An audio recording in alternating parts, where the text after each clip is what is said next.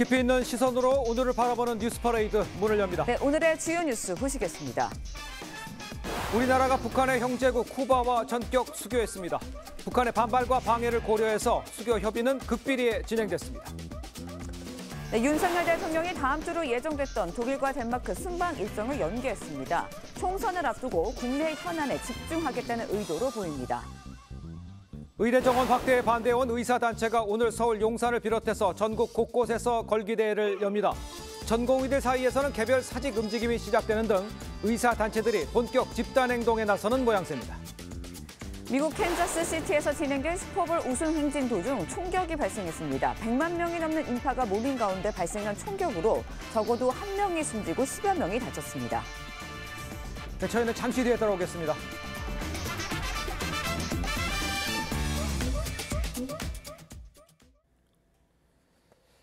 시청자 여러분 안녕하십니까? 목요일 아침 뉴스 퍼레이드 이상목입니다. 오늘은 의미 있는 외교 소식으로 시작하겠습니다. 우리나라가 북한의 형제국으로 꼽히는 이 쿠바와 전격 수교했습니다. 북한의 반발과 방해를 의식해서 양국의 수교 협의는 극비리에 진행됐습니다. 그동안 쿠바는 북한과의 관계 때문에 우리와 수교를 거절해 왔었습니다. 첫 소식 권영석 기자입니다. 1959년 공산혁명 이후 한국과 외교 관계를 끊었던 쿠바공화국. 65년 만에 우리의 193번째 수교국이 됐습니다. 양국 주 유엔 대표부는 어제 미국 뉴욕에서 만나 대사급 외교관계 수립에 합의했습니다. 우리 외교당국은 20년 가까이 쿠바와 수교에 공을 들여왔습니다. 코로나 이전까지 매년 14,000여 명의 한국인이 쿠바를 방문했고 양국 교역은 약 2,100만 달러 규모였습니다. 2016년 윤병세 외교부 장관이 외교수장으로는 처음으로 쿠바를 방문했습니다. 첫 번째 발걸음이긴 합니다만은 앞으로 후속 협의도 하고 양국 관계 발전을 위해서 많은 노력을 강화해 나갈 생각입니다. 지난해 5월 박진 당시 외교부 장관이 비공개 회동에서 수교를 제안하며 수교 협의가 급물살을 탄 것으로 알려졌습니다. 다만 1960년부터 수교를 이어온 공산주의 형제국 북한의 반발을 고려해 양국 협의는 극비리에 진행됐습니다. 외교부는 쿠바 정부와 공관 개설 등 후속 조치를 협의해갈 방침입니다. 이로써 유엔 회원국 가운데 남은 미수교국은 시리아 한 곳만 남았습니다. TV조선 권영석입니다. 윤석열 대통령이 다음 주로 예정됐던 이 독일과 덴마크 순방을 연기했습니다.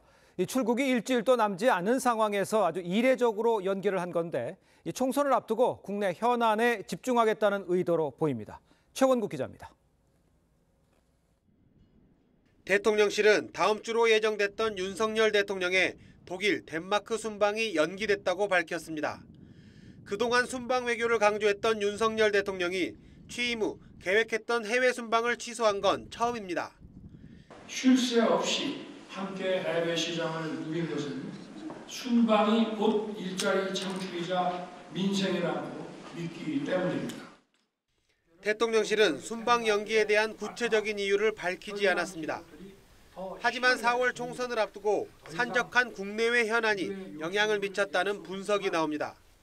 북한은 연초부터 탄도미사일을 발사하는 등 도발 수위를 높이면서 일각에서는 제7차 핵실험 가능성까지 제기된 상황입니다. 의대 증원에 반발하는 의료계 파업 우려도 높아지고 있는 데다 총선을 앞두고 순방 비용 문제 등 대여 공세를 차단하기 위한 정무적 판단도 작용했을 거란 해석도 나옵니다. 대통령실은 총선이 끝날 때까지 해외 순방 일정을 잡지 않은 것으로 알려졌습니다. 국내에 머물게 된 윤 대통령은 다음 주 민생 행보에 집중할 전망입니다. TV조선 최원국입니다. 의대 정원 확대에 반대해온 의사단체가 오늘 서울 용산을 비롯해 전국 곳곳에서 걸기 대회를 엽니다. 전공의들 사이에서는 개별 사직 움직임이 시작되는 등 정부와 각을 세운 의사단체들이 본격적으로 집단 행동에 나서는 모양새입니다. 전정원 기자의 보도입니다.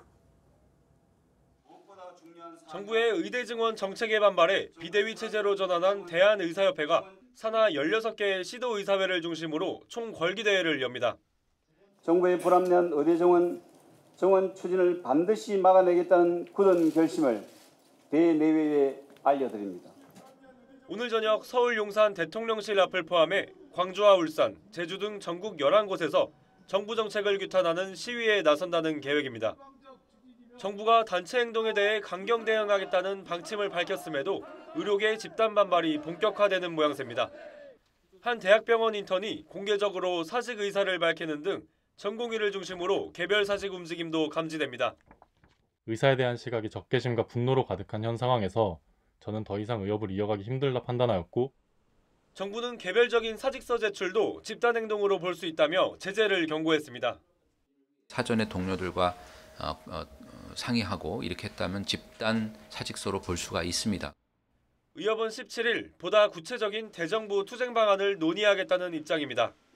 TV조선 전정원입니다. 50인 미만 사업장까지 중대재해처벌법 확대가 시행된 지 열흘이 넘은 가운데 소상공인들의 혼란과 불만 여전합니다. 이달 말 국회 본회의를 앞두고 소상공인 4천여 명이 다시 모여 법 시행 유예를 한 번 더 호소했습니다. 주재영 기자의 보도입니다. 중소기업 대표와 소상공인 4천여 명이 다시 한자리에 모였습니다. 지난달 국회 집회 이후 2주 만입니다. 산재 예방 잘할 테니 사장 처벌 없애주라! 없애달라! 없애달라! 없애달라! 이들은 지난달 27일부터 50인 미만 사업장까지 확대된 중대재해처벌법을 2년 더 유예해달라고 촉구했습니다. 지금은 시간이 너무 급하고 또 사실 큰 대기업도 이걸 준비하는 과정에서 많이 힘들었다고 저는 생각을 해요. 인명피해가 발생해 사업주가 형사 입건되면 폐업 위기에 놓일 열악한 업체들의 사정을 고려해 달라는 겁니다. 사업주 이주로 회사가 돌아가고 있는 상황에서 사업주가 구속이 된다 하면은 사업체가 힘들어지죠. 중소기업 중앙회 조사에 따르면 50인 미만 중소업체의 약 80%는 중대재해처벌법을 제대로 대비하지 못하고 있는 것으로 나타났습니다. 법 확대 시행 이후 지금까지 50인 미만 사업장 3곳에서 사업주 처벌 가능성이 있는 인명사고가 발생했습니다. 중소기업과 소상공인들은 2월 임시국회에서 유예기간이 연장되기를 바라고 있지만 이미 여야 합의 불발로 무산된 유예안이 다시 논의될지는 미지수입니다. TV조선 주재영입니다. 네, 총선을 50여일 앞두고 여야의 공천 작업 지금 속도를 내고 있습니다. 패널 두 분과 함께 정치권 소식 짚어봅니다. 네, 최수영 정치평론가, 강성필 민주당 국민소통위 부위원장 함께합니다. 안녕하세요. 안녕하세요. 네, 안녕하십니까. 자, 먼저 국내 정치에 앞서서 이 쿠바와 수교 소식부터 잠깐 좀 짚어봐야 할 것 같아요. 네. 이 북한의 형제국이라고 불리는 쿠바, 그동안 북한과의 관계를 고려해서 우리와의 수교를 거절해 왔었죠. 그런데 수교가 됐다는 거잖아요. 네, 그렇습니다. 어떤 의미가 있는지 의미를 좀 부여해 주시죠. 그렇습니다. 가장 큰 의미는 이제 북한이 고립됐다고 봐야 되겠죠. 네. 사실 이제 우리가 1949년에 이제 사실 우리가 수교를 했지만 네. 59년에 이제 사회주의 혁명이 발발하면서 다시 이제 수교가 끊겼거든요. 이제 그런데 이제 사실 문재인 정부 때는 그 쿠바와의 이제 교역 같은 그 수교 관계를 조금 소극적으로 좀 진행했던 게 있었지만 예. 윤석열 정부가 들어서면서 분명히 이제 쿠바를 우리 수교국으로 끌어들여야 되겠다는 그런 목적 의식을 갖고 굉장히 집요하게 접근한 게 그런 그 성과를 거둔 것 같습니다. 그런데 저는 이렇게 봅니다. 사실 이게 그 쿠바의 교역 그 금액은 355억 원을 크진 않는데 이게 상징적인 의미가 크죠. 예. 그렇기 때문에 이제 서반구 유일의 이제는 공산국가였던 그 쿠바가 우리랑 교역했다는 건 굉장히 큰 일이고, 예. 그다음에 이제 앞으로 이런 것으로 이제 해서 우리 한국의 외교 지평이 훨씬 더 넓어졌다. 그리고 이제 우리가 미 수교국이라 그러죠. 예. 유엔 회원국 기준으로 하면 시리아 한 곳이고, 그다음에 그걸 기준으로 하자면 팔레스타인까지 포함하면 2개의 국이 되는데, 어쨌든 한국의 외교 지평과 그다음에 우리 외교 여력이 넓어져서 북한의 앞으로 고립감과 초조감은 조금 더 예. 늘어날 것으로 생각이 됩니다. 예, 네, 그렇군요. 북한의 고립에 대해서 이야기를 해주셨는데 예. 북한이 최근의 행보를 보면은 친중, 친러 행보 보이고 있고요. 또 올해 들어서만 5번째 도발을 감행했습니다. 그렇다 보니까 쿠바와의 수교, 북한을 좀 압박하는 데 도움이 될까요? 맞습니다. 친구는 많으면 많을수록 좋은 거죠. 예, 특히나 이번에 쿠바와의 수교는 하나의 국가와 우리나라의 국가 하나가 늘어난 게 아니라 사실 북한과 형제 국가라고 불리는 쿠바가 우리와 우방 국가가 됨으로 인해서 오히려 2개의 국가가 우리와 친해졌다는 해석을 할 수가 있고요. 사실 예. 박근혜 정부 때부터 이 쿠바와 수교를 추진한 걸로 알고 있습니다. 그런데 북한의 어떤 공작, 방해가 많이 있었다고 해요. 그렇기 예. 때문에 전격적으로 물밑에서 조용히 은밀하게 잘 수교가 된 것 같고요. 어쨌든 어떤 이러한 확장적인 외교는 좋은 것 같고 또 이 쿠바와의 어떤 수교로 인해서 남미에 있어서 우리나라가 대표적인 또 수출 국가이기 때문에 예, 어떤 예. 남미 경제와의 협력에 있어서도 많은 어떤 지평선이 될 거라 믿고 있습니다. 그러니까. 자, 그런데 이것도 한번 좀 체크해 봐야 될 것 같아요. 쿠바 수교가 됐지만 바로 여행을 가는 것은 좀 신중해야 한다고 합니다. 그러니까 거길 방문하게 되면 비자 없이 미국을 입국하는 데는 제한이 있다. 뭐 이런 얘기인데 이건 어떤 건지 설명해 주세요. 그렇습니다. 그러니까 왜냐하면 이게 이제 미국이 2021년에 예. 쿠바를 테러 지원국으로 지정을 했습니다. 그러니까 북한과 똑같아요. 그러다 보니까 여기를 갔다 온 나라가 이제 미국을 입국할 때는 아무래도 비자에 대해서 이제 꼼꼼하고 그다음에 좀 말하자면 이제 그 거부 대상이 될 수가 있는 거죠. 왜냐하면 우리가 미국이 이제 그 9.11 테러 이후에 말하자면 말하자면 미국이 테러 지원국으로 지정한 국가들을 경유하거나 혹은 미리 들렸다 오는 경우에는 굉장히 엄격하게 제한을 하거든요. 그렇죠. 그걸 감안하셔서 우리 여행객들이 이제 쿠바에 가시더라도 이런 점을 감안하셔서 다음에 혹시 미국의 행선지다 할 경우에는 순서를 좀 바꾼다든가 이런 정도의 조금 말하자면 생각을 하시는 게 좋을 것 같습니다. 알겠습니다. 수교가 됐기 때문에 쿠바를 방문할 수는 있지만 그 옆에 미국을 방문하는 데는 좀 제약이 있을 수 있다. 한번 확인해 보시는 게 좋을 것 같습니다. 자, 계속해서 국민의힘 소식 살펴보겠습니다. 어제 1차 이 단수 공천 결과가 발표가 됐죠. 대통령실 출신 한 명도 오르지 않았습니다. 한동훈 위원장이 시스템 공천의 원칙을 재차 강조했다는 건데 그렇게 들을 수가 있겠죠. 목소리를 직접 한번 들어보겠습니다.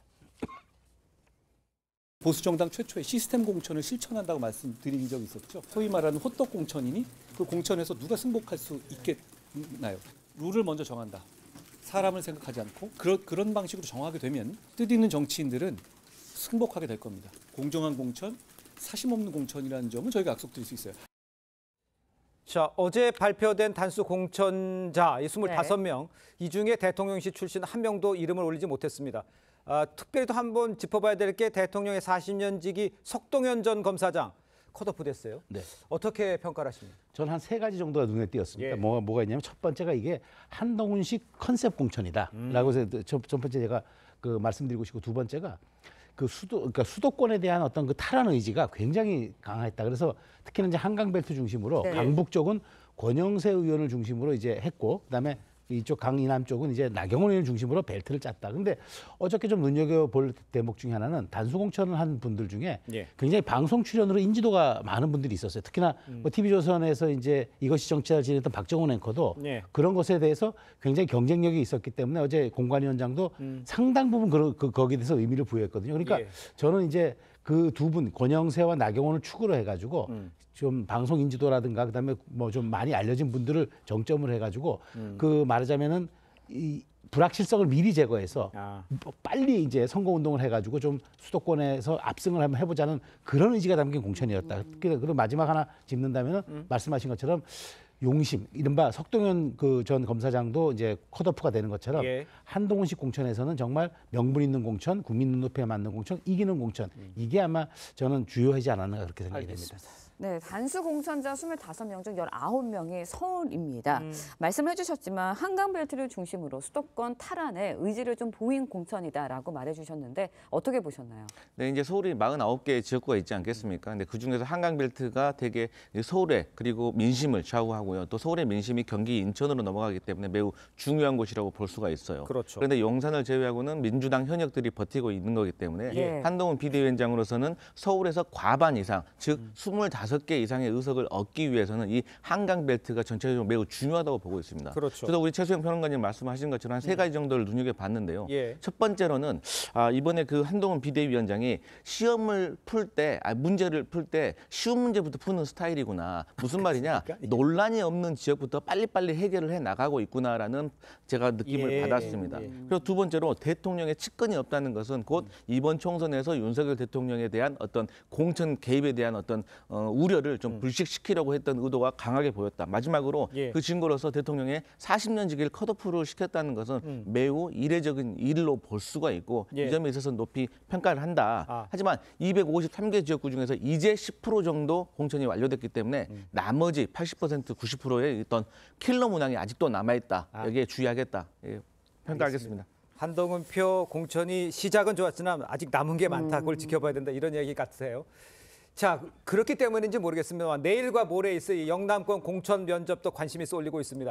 영남에서도 자부모시 시스템 공천이 이루어질 수 있을지 여기를 자꾸 좀 뭐 미룬다, 뭐 이삭 줍기 나서는 걸 멀리하게서 미룬다는 얘기도 있는데 영남 지역은 어떻게 될까? 특히 영남 지역은 이제 특히나 TK 정도는 제가 보기에 좀 미룰 것 같아요. 후순위가 계속 될 것 같아요. 왜냐하면 여기는 사실 뭐 우리 예선이 본선이라는 얘기가 있지 않습니까? 그렇습니다. 이제 본선 가면은 사실은 뭐 여기는 국민의힘의 상당한 이제 그런 지지 지역이기 때문에 그래서 그런 측면에서 지금 제가 보기에는 이제 강성필 부위원장 말씀하셨지만 실질적으로 좀 쉽고 그다음에 빨리 할 수 있는데, 그러니까 수도권은 거의 탈환을 해야 되는 지역이 많잖아요. 근데 실제로 TK나 뭐 PK는 수성을 해야 될 지역이 많지 않습니까? 그렇다 보면은 굳이 여기를 빨리 해가지고 할 필요는 없겠다는 생각을 갖고 있는데, 다만 TK 같은 경우에는 3선 이상이 3명밖에 안 됩니다. TK가 원래 물갈이가 많은데요. 그래서 이 다선 의원이 많지 않은 지역이라서 제가 보기에 조금 뒤로 미루면서 다른 공천을 마무리한 다음에 가장 말하자면 잡음이라든가 그다음에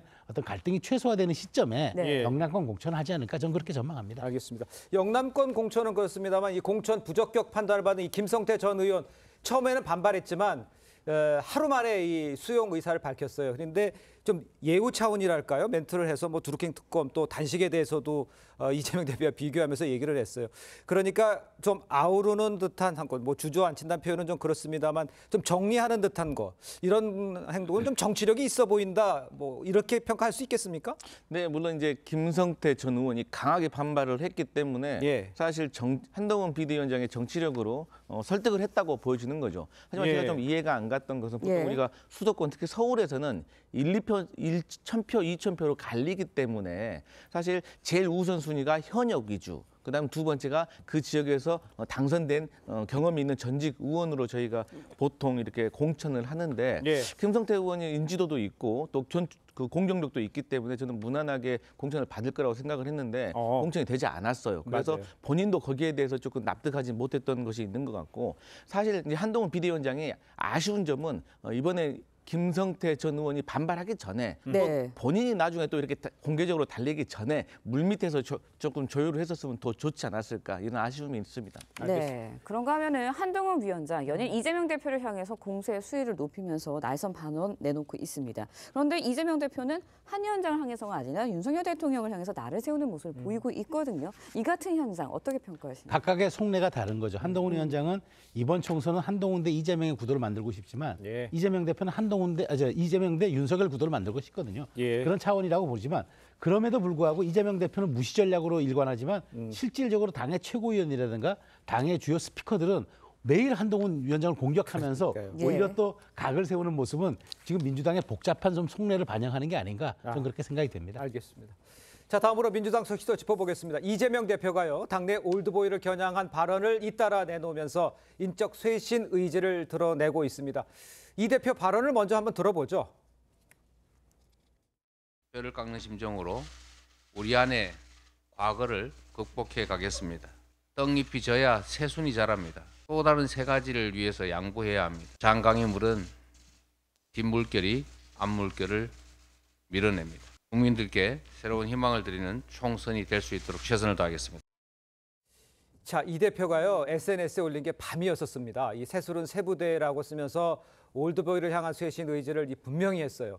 그러니까 일각에서는 친명 중진들 왜 희생하지 않느냐, 왜 친명은 희생하지 않느냐, 이런 발반도 나오고 있다는데 당내 분위기를 먼저 좀 듣고 싶습니다. 네, 사실 이제 뭐 이재명 대표가 이제 드디어 공천에 관련해서 이제 좀 잡음을 없애기 좀 나선 것 아니냐 하고 있습니다. 그런데 이제 사실 방금도 말씀드렸지만 수도권 같은 경우는 주로 현역 위주로 일단 공천을 생각하는 게 우선입니다. 왜냐하면 경쟁력이 가장 있고 지역구 관리를 오랫동안 해왔기 때문이죠. 그럼에도 불구하고 이제 친명 좌장의 뭐 정성호 의원, 조정식 사무총장 이런 분들에 대한 논란이 있습니다. 그런데 이제 정성호 의원 같은 경우는 사실 민주당으로서는 정성호 의원이 아니면 그 지역을 탈환하기 어려운 상황이기 때문에 어떤 불가피한 면이 있었고요. 또 이제 결국에는 현역들을 대상으로 지금 공천을 배제를 해버리면 사실 정부적 판단으로 보면 혹시라도 신당으로 이탈을 할 수 있는 조짐이 있습니다. 그렇기 때문에 마찬가지네요.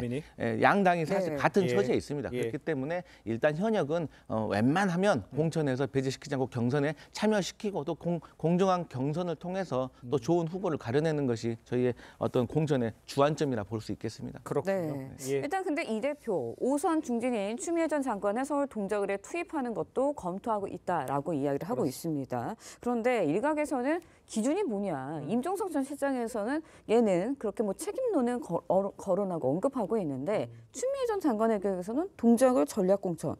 이거 어떻게 봐야 되는 건가요? 그러니까 당내에서뿐만 아니라 밖에서도 얘기하잖아요.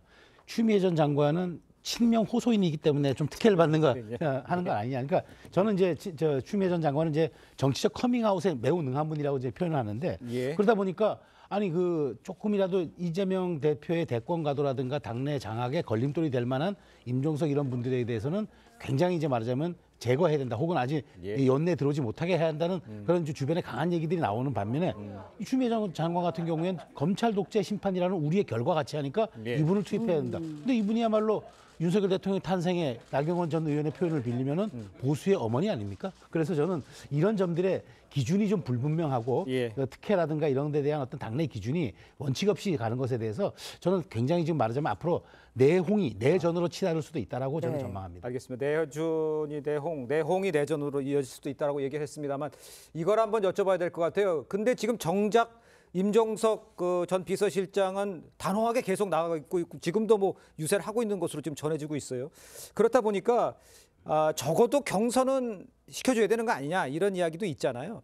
거기에 대해서 어떻게 생각하십니까? 네, 맞습니다. 사실 임종석 전 비서실장이 최초의 어떤 중구 성동갑의 출마 의사를 밝혔을 때는 당내에서 이게 친문이냐 친명의 어떤 갈등 문제보다는 그저 국정 경험이 있고 인지도가 있으신 분들은 조금 선당 후사 차원에서 좀 격전지로 가시는 것이 후배들을 위한 길이 아니냐. 우리 또 민주당도 어떤 젊은 정치인들을 키워내야 되는 거 아니냐라는 불만이 있었던 건 사실입니다. 그런데 이것이 점점 추미애 장관과 좀 어떤 격전으로 좀 확대가 되면서 자칫 잘못하다가 정말로 없던 친문과 친명과의 갈등이 생기겠더라고요. 그래서 지금의 분위기는 임종석 전 비서실장을 잘 지도부에서 혹은 공간에서 설득을 해야 되는데 끝까지 설득이 안 된다면 공천에서 배제하는 것보다는 그래서 친문 갈등을 만드는 것보다는 경선에 참여시키는 것이 더 총선을 앞두고 분열을 조금 최소화하는 거 아니냐 이런 판단이 있는 것 같습니다. 근데 올드보이도 아니고 또 뭐 아주 많은 다선도 아니더라고요. 그렇다면 굳이 그렇게 배제해야 되는 당내 분위기는 왜 그런 겁니까? 사실 이제 올드보이라는 것이 생물학적 나이도 있는 거지만 사실 정치권에 오래 몸을 닫다 보면 이미지가 조금 익숙하다는 것을 안 좋게 표현하면 올드보이라는 표현도 하는 거거든요. 아, 그래요? 그런데 이제 임종석 전 비서실장 같은 경우가 이제 사실 뭐 총선 같은 경우에 뭐 결과를 짐작하기 어렵습니다만 비교적 그 중구 성동 갑 같은 경우는 어떤 그 지난 지방선거에서도 국민의힘 바람이 세게 불었음에도 불구하고 저희가 구청장직을 지켜낸 나름대로의 어떤 자신이 있는 지역구이기 때문에 임종석 전 비서실장은 좀 더 험지나 격전지로 가서 당을 위해서 한 석이라도 좀 가져오는 것이 당을 위한 것이 아닌가 이런 분위기가 있었던 것 같습니다. 네, 알겠습니다. 자, 이런 가운데 이제 문학진 전 의원이요. 이재명 대표가 전화로 불출마를 종용했다고 주장하고 있는데 당은 새로운 후배들에게 정치 입문의 길을 터달라 이렇게 당부하는 취지였다. 이렇게 얘기를 하고는 있습니다. 이런 가운데 지금 문제가 지금 경기도팀이 별도로 적합조사를 한 거다 뭐 이런 얘기가 되는데 좀 과장됐다 뭐 이렇게 얘기를 하고 있어요. 이건 어떻게 이해를 하면 좋을까요? 원래 이제 그 공천할 때 당 대표가 개입을 하죠. 근데 이렇게 노골적으로 개입하는 건 저는 처음 봤어요. 그러니까 말하자면 이제 우회하거나 아니면 대리인을 통해서 이렇게 의사를 전달하는 게 있는데 이재명 대표 같은 경우에는 아주 여론조사 수치까지 얘기했다는 거 아닙니까? 그러니까 뭐 형님께서 좀 그만두셔야 되겠다 이런 식의 취지를 얘기했다는데 저는 물론 이제 공천이라는 게 뭐 진공 상태나 완전한 멸균 상태에서 되는 건 아니에요. 주로 이제 말하자면 이제 다 어떤 그 말하자면 소통과 그다음에 서로의 조율이 있는 거지만 저는 이렇게 봅니다. 지금 당내에서 여러 가지 지금 말하자면 공천에 대한 갈등이 나오는데 이게 정리가 안 되니까 이재명 대표가 직접 나서서 이게 말하자면 이제는 조금 속도감을 내는 건 아닌가 싶은데 여기에 대한 반발이 심해질 경우에는 이 후과도 감당해야 되는 게 대표 몫이거든요. 그래서 저는 이재명 대표 이런 조급증이 조금 지금 화를 부르는 건 아닐까라고 생각이 듭니다. 그렇군요. 네, 반발이 커지면 이 또한 이재명 대표가 나중에 책임을 져야 되는 부분이다 말씀해 주셨는데 이제 불출마를 선언한 삼선의 임재근 의원 전략 공천이 거론되는 친명계 인사에 대해서 지지하지 않는다며 또 불편한 기색 드러내고 있습니다. 이 부분도 또 친명과 친문 간에 또 이렇게 갈등이 빚어지는 모습이 아닌가라는 생각도 듭니다. 네, 저는 그 문학진 그 전 의원과 관련해서 이렇게 좀 보고 있어요. 한동훈 비대위원장이 처음에 뭐 김경률 비대위원, 뭐 원희룡 장관, 윤희숙 전 의원에 대해서 어떤 공천을 결정지은 건 아니지만 가서 좀 손을 들어줬지 않습니까? 이런 거와 관련해서 이제 민주당에서는 사천은 아니다. 하지만 그 전에 기존에 그 지역에서 뛰고 있었던 그 출마자에게 어떤 조율이 필요했던 거 아니냐. 그런 조율이 없었던 것은 정치 초보이기 때문이다라고 이제 지적한 바가 있습니다. 마찬가지로 이재명 대표 입장에서는 적합도라든지 경쟁력을 봤을 때 문학진 후보보다 좀 더 괜찮은 후보가 있었을 수도 있는 거거든요. 그렇기 때문에 거기에 대해서 미리 대표가 전화해서 사전에 조율을 하는 과정이었다고 보는데 사실 누가 본인 보고 출마하지 마라고 하는데 누가 기분 좋겠습니까? 그렇기 때문에 문학진 그 전 의원도 이런 어떤 발언이 있었던 것 같은데 결국에는 또 이것이 다른 측면으로 보면 그 이재명 대표가 본인의 친명이라고 보이는 어떤 가까운 분에 대해서 먼저 본인이 어떤 봉합을 하려는 것이 정치력을 보여주는 것 같고 사실 국민의힘도 지금 조혜진 의원 같은 경우는 밀양에서 지금 기회를 갖는데 시도 의원들이 지금 지역에서 공정한 경선을 하라는 거 아니겠습니까? 그래서 이렇게 사전 조율이 매우 중요하다는 걸 강조하고 싶네요. 예, 알겠습니다. 일단 뭐 민주당에서는 문학진 전 의원에게 구체적으로 뭐 불출마해라 이렇게 얘기하지 않았다는 얘기를 했다는 것을 제가 다시 한번 전해드리겠습니다. 자, 계속해서 어제 광주를 찾은 조국 전 장관 이야기도 해보겠습니다. 5.18 묘역을 참배를 하고 이 광주 시민의 고통을 이해하게 되었다. 이렇게 말을 했어요. 먼저 목소리 한번 들어보겠습니다. 이곳 광주 시민을 생각하며 저와 제 가족이 겪은 고통을 다시금 떠올렸습니다. 존경하는 광주 시민 여러분, 저는 오늘 예전의 조국으로 돌아갈 다리를 불살랐습니다. 검찰 독재 정권과의 싸움에 맨 앞에 서겠습니다. 윤석열 정권을 하루라도 빨리 종식시키는 것이 국리 민복의 길입니다. 혹시 광주에도 뭐 출마를 하시나요? 지금 그런 문제를 지금 뭐 고민할 때는 아닌 것 같고요. 자, 직접 들으셨습니다만 자신과 가족이 수사를 받으면서 광주의 고통을 몸으로 이해했다. 이 발언은 어떻게 이해를 하십니까? 그건 전형적인 아전 인수죠. 아니 본인 가족은 지금 법원에서 1심에서 유죄 판결이 나오지 않았습니까? 그러니까 저는 그렇게 2심까지 이제 나왔는데 아니 이거는 명백한 실정법 위반이고 광주 시민들의 고통과 아픔은 그 시대적 상황 아니었겠습니까? 군사 독재 정권의 그 분연이 일어나가지고 온 광주 시민이 그렇게 항거한 일을 그래서 우리가 지금 그렇게 민주화의 그 상징으로 기억되는 일을 자기 자신들의 사익을 위해서 가족의 이익을 위해서 했던 것을 그걸 어떻게 같이 등치시킵니까? 이런 거는 정말 곡하가세고 아전인수고 저는 조국 전 장관의 이런 모습들이 실질적으로 뭘 신당을 창당하든 뭐하든 본인의 자유겠지만 그럼에도 불구하고 전혀 설득력과 울림이 없는 이유가 바로 이런 정말 그 내로남불과 아전인수에 있다고 저는 생각을 합니다. 그렇습니다. 네, 조국 전 장관 창당 1000원을 한 날 2심 재판부에 상고장을 냈습니다. 그런데 검찰도 일부 무죄 부분을 바로잡아야 된다라면서 또 상고를 했거든요. 이번 총선에서 이제 국회의원이 되더라도 조국 전 장관 입장은 대법원의 판결에 따라서 의원직을 상실할 수도 있어요. 민주당 내에서 보시기에 조국 전 장관의 행보 어떻게 평가하시나요? 네, 저희 민주당으로서는 분명한 입장을 정했습니다. 일단 저희가 조국 전 장관께서 뭐 신당을 창당하신다고 하더라도 저희 어떤 그 비례 연합 정당 어떤 같이 협상의 대상은 아니라고 밝혔고요. 또 저희 민주당으로서는 사실 조국 전 장관의 지지자와 민주당의 지지자가 겹치는 면이 있습니다. 그런데 자칫 총선에서 이 지지자가 갈려가지고 조국 신당으로 지지자가 갔는데 그 지지율이 의미 있는 의석으로 이어지지 않는다면 오히려 총선에서 민주당을 돕는 것이 아니라 윤석열 정부를 심판하는 것을 오히려 조금 더 어렵게 만드는 어떤 선택이 아닌가. 그래서 제가 신중했으면 좋겠다라는 입장입니다. 그렇지만 이제 뭐 안에서 뭐 정청래 의원 같은 경우는 큰 바다에서 만나자 이렇게 얘기를 한 걸 보면 조금 내에서도 의견이 좀 다른 건 있습니까? 네, 물론 전 정부에서 문재인 정부에서 같이 근무를 하셨던 분들도 있고 개인적인 인연이 있으신 분들은 어떻게 매정하게 선을 긋고 하겠습니까? 그렇기 때문에 그분들은 어떤 인지상정 차원에서 본인의 개인적인 의견을 표현하신 거라고 생각하고 있습니다. 알겠습니다. 자, 이런 와중에요. 이성윤 전 서울중앙지검장이 어제 징계위 출석에 앞서서 출석하면서 이 출마 선언을 했습니다. 조국 신당 합류는 이 굉장히 중요한 선택지다 이렇게 말을 한 겁니다. 사실상 신당행을 시사한 것 같은데 뭐 징계가 됐는데 출마 선언을 한다? 왜 이런 현상이 자꾸 벌어집니까? 사실은 이제 그러다 보니까 이 검사들의 정치 참여가 현직에 있을 때 하는 건 매우 전 사실은 부당하다는 네. 얘기가 나오고 있지 않습니까? 근데 이성윤 전 지검장도 그런 데 대해서는 좀 비판의식 가져야 될 것 같은데 중요한 거는 전 이제 이게 신당 합류라기보다는 이렇게 생각합니다. 전북 전주울에 출마하기로 했었잖아요. 네네. 근데 이제 조국 신당은 제가 보기에 지역구로 가지 않을 가능성이 높아요. 비례 전문 정당으로 갈 가능성이 높은데 전문 정당. 저 전문 정당 그렇다면 그렇습니다. 예, 뭐 그렇다면은 알겠습니다. 예. 그렇다면은 저 이성윤 전 지검장이 그럼 비례로 가겠다면은 이제 조국 전 장관 당으로 가겠지만 저 지역구에 출마하겠다면 저는 민주당 행을 할 거로 봐요. 근데 물론 조국 전 장관 당이 이제 지역구에 후보를 내지 말란 법은 없지만 그렇다면 이제 민주당을 조율해야 되지 않습니까? 그렇겠죠. 후보 단일화라든가 이런 식의 하기 때문에 저는 제가 보기에 어쨌든 조국 전 장관의 후광을 좀 등에 업고 가려는 이성윤 지검장의 전략이 아닌가 그렇게 생각이 됩니다. 네. 알겠습니다. 국민의힘 민주당의 공천 이야기까지 해봤고 이번에는 개혁신당의 이야기도 해보도록 하겠습니다. 개혁신당. 결국 어제 더불어민주당 출신 무소속 양정숙 의원이 합류를 하면서 국고보조금 6억 원 받게 됐습니다. 양정숙 의원 근데 부동산 뭐 명의신탁, 세금 탈루 의혹 등으로 제명이 됐었잖아요. 그렇다 보니까 좀 말이 많아요. 맞습니다.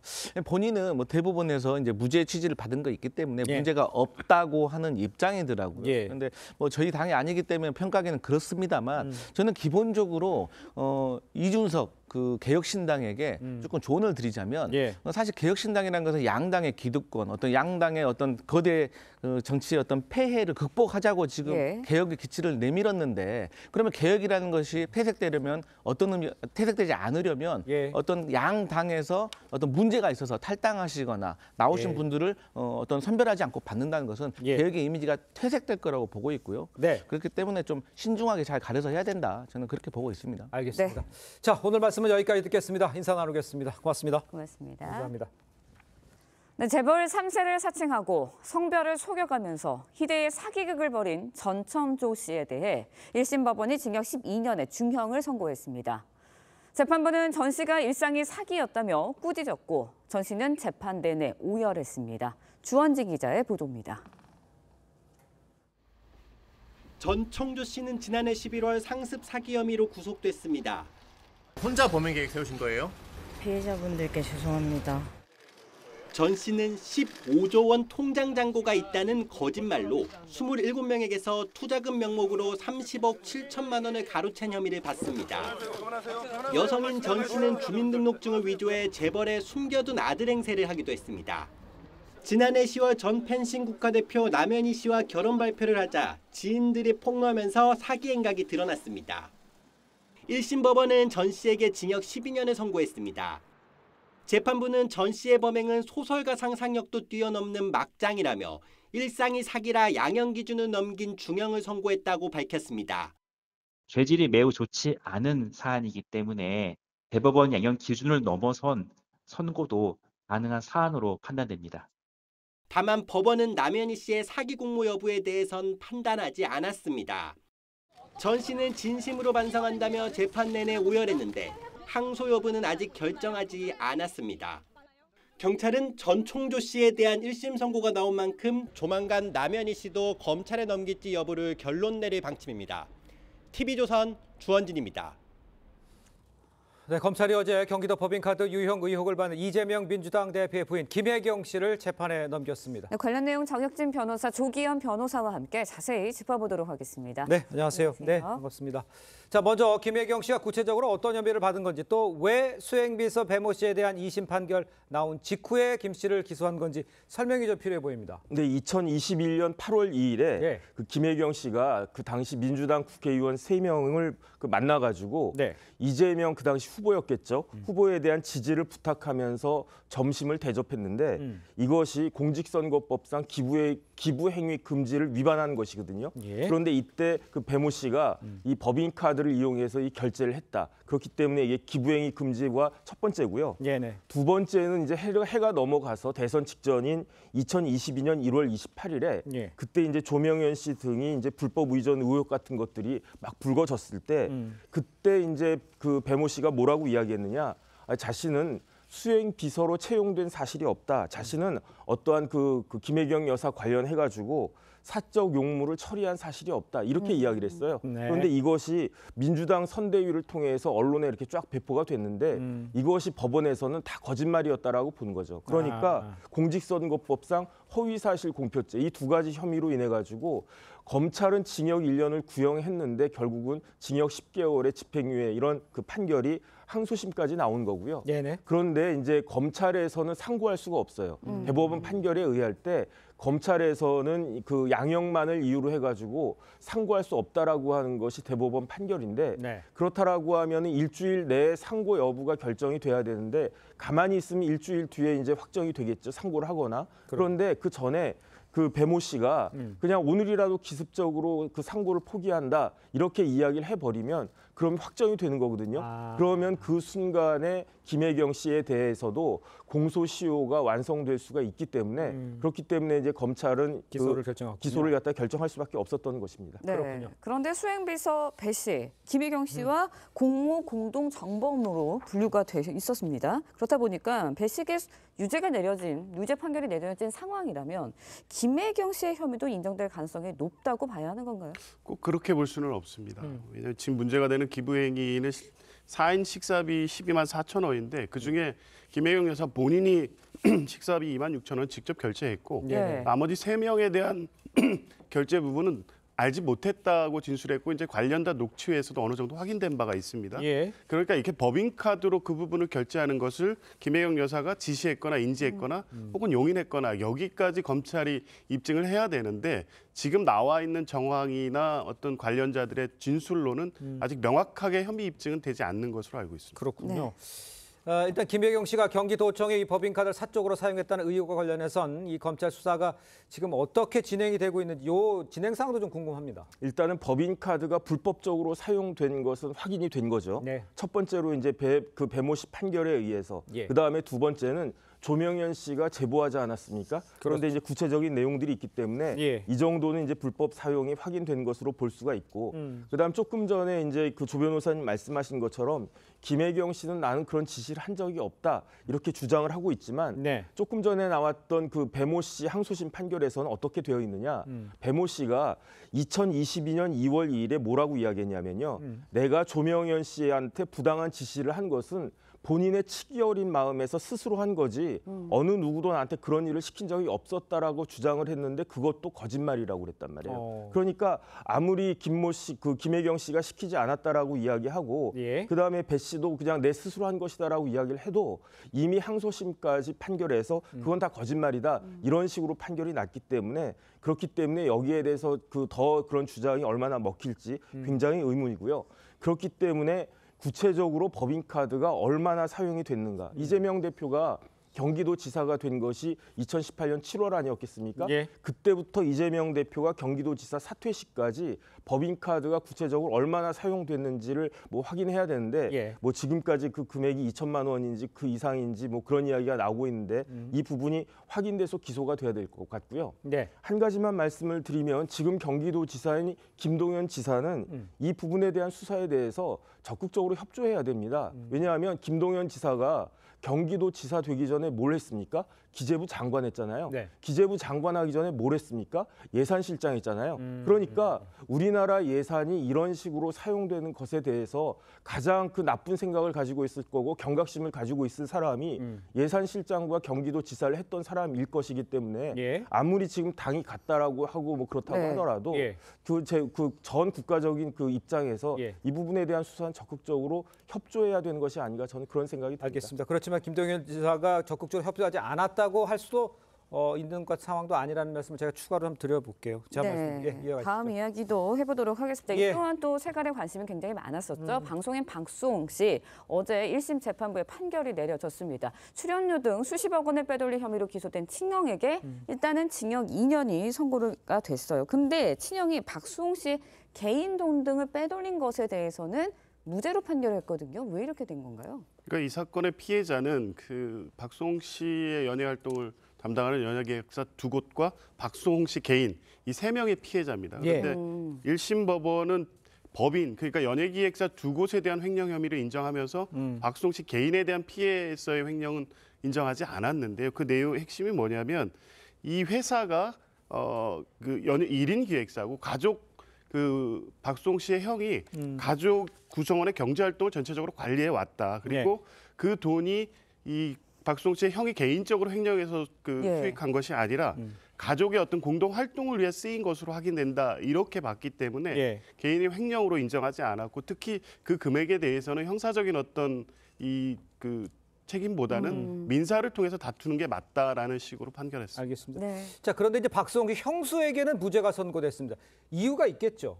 이제 형수가 기소된 이유는 그 형수도 이사로 등재가 되어 있기 때문이거든요. 맞아요. 그런데 형수만 이사로 등재된 게 아니라 그 회사에는 부모, 뭐 동생도 이사나 감사 이렇게 임원으로 쭉 등재가 되어 있었기 때문에 법원 입장에서는 이게 공모가 됐다라고 하는 것에 대해서 합리적인 의심이 없을 정도로 증명이 됐나 거기에 대한 의심이 있었다라는 이야기고요. 그다음에 아무래도 이제 부부지간이라고 하는 것도 고려 대상이 된 것이 아닐까 하는 생각도 듭니다. 아, 그렇군요. 네, 다음 소식도 짚어보도록 하겠습니다. 재벌가 3세를 사칭해 수십억 원대의 희대의 사기극을 벌인 전청조 씨, 징역 12년이 선고됐습니다. 양형 기준 상한이 10년분인데 이보다 더 높은 중형이 선고가 됐어요. 그 검찰이 15년을 구형했기 때문에 어느 정도 중한 처벌이 될 것이라는 건 어느 정도 예상을 했는데요.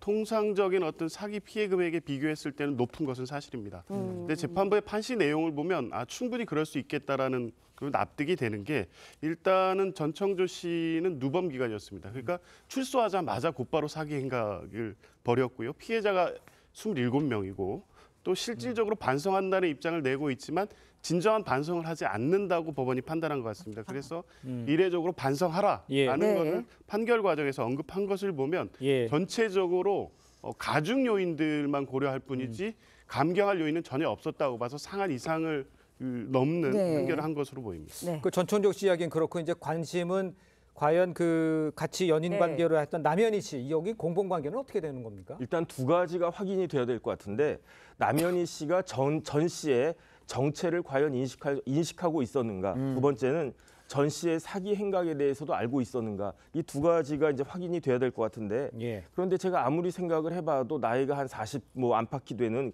남현희 씨가 상식적으로 말이 안 되는 전청도의 저런 이야기에 대해서 의심도 안 하고 몰랐다. 이거는 제가 봤을 때 납득하기 어렵다는 생각이 들고요.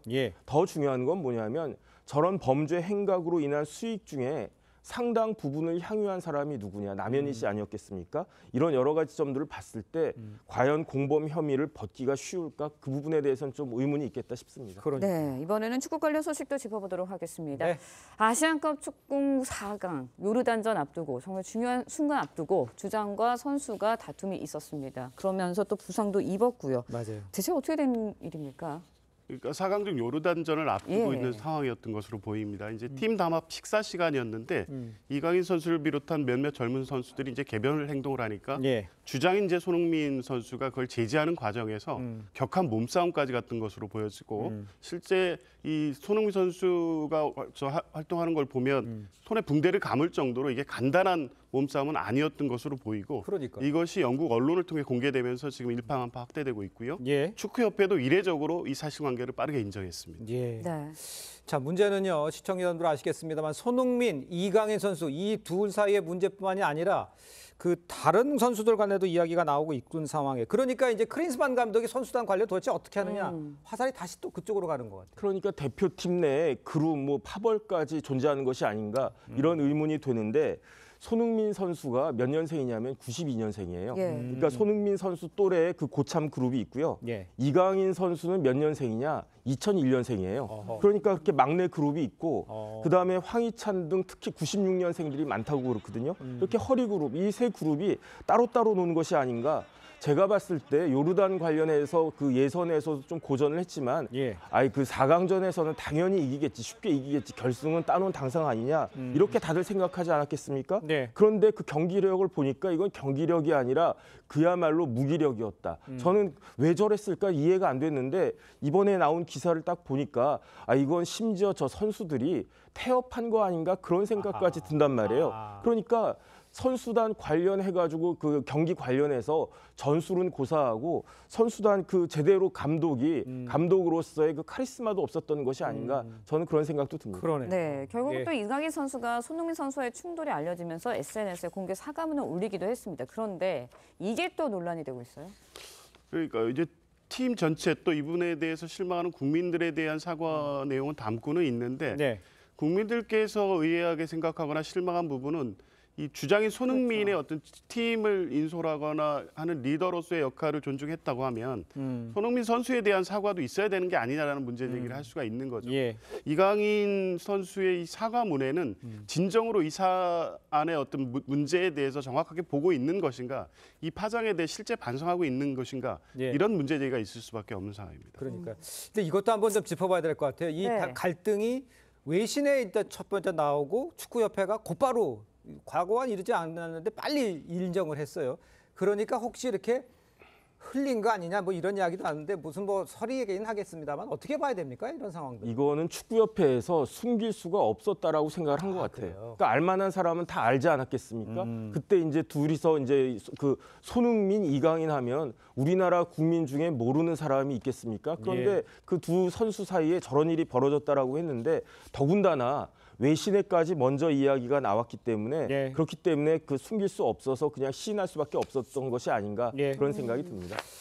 알겠습니다. 자, 오늘 말씀 여기까지 듣겠습니다. 고맙습니다. 고맙습니다. 감사합니다.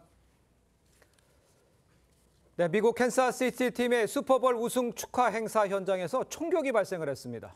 100만 명이 넘는 인파가 몰린 가운데 갑자기 총격이 벌어진 건데 적어도 1명이 숨지고 10여 명이 다쳤습니다. 이정민 기자의 보도입니다. 미식 축구 NFL팀 캔자스시티 치프스의 상징색인 빨간 응원복을 입은 사람들이 슈퍼볼 우승을 한 선수단을 향해 환호합니다. 하지만 잠시 뒤 축제 현장은 아수라장으로 변했습니다. 사방에서 사이렌 소리가 울리고 사람들이 혼비백산 대피합니다. 경찰은 다급히 현장을 수습하고 구급대원은 부상자를 이송합니다. 현지 시간 14일 오후 캔자스시티 치프스 팀의 슈퍼볼 승리를 축하하는 퍼레이드가 끝난 직후 총격이 발생했습니다. People started running again, and some girls were saying there was shooting. 총성은 팬 행사가 열리던 곳 인근 유니언역 부근에서 시작됐습니다. We saw people running out of Union Station on the east side of the doors, pretty frantically. 캔자스시티 당국은 총격으로 적어도 1명이 숨지고 10명에서 15명이 다쳤다고 밝혔습니다. 캔자스시티 치프스가 지난 주말 통산 4번째 슈퍼볼 우승을 차지하면서 지역 학교는 학생들이 축하 행사에 참여할 수 있게 수업도 취소한 것으로 알려졌습니다.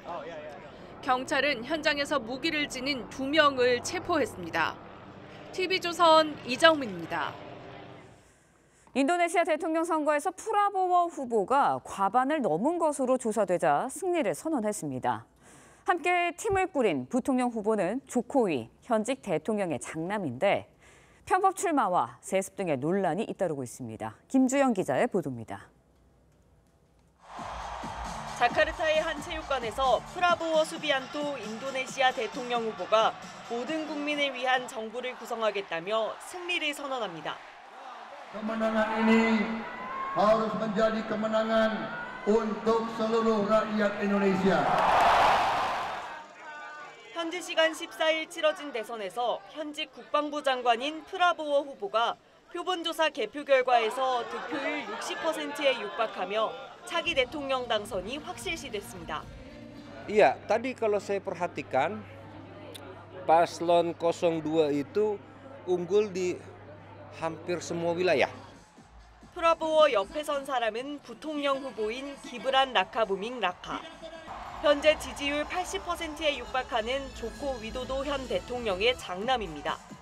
재선한 조코위 대통령은 선거법을 바꿔가며 아들을 부통령 후보로 내세워 편법 논란과 함께 정치 세습 논란을 불러일으켰습니다. 육군 사관학교 출신 파라보워는 엘리트 군인의 길을 걸었습니다. 1990년대 민주화 운동가 납치를 명령하는 등 인권 유린을 자행한 의혹으로 불명예제대한 뒤 2000년대 민족주의 정당을 창당해 정치인으로 변신했습니다. 2014년과 2019년 대선에 도전했지만 연거푸 조코위에 패배했고 이후 조코위와 결탁해 국방장관 자리에 올랐습니다. TV조선 김주영입니다.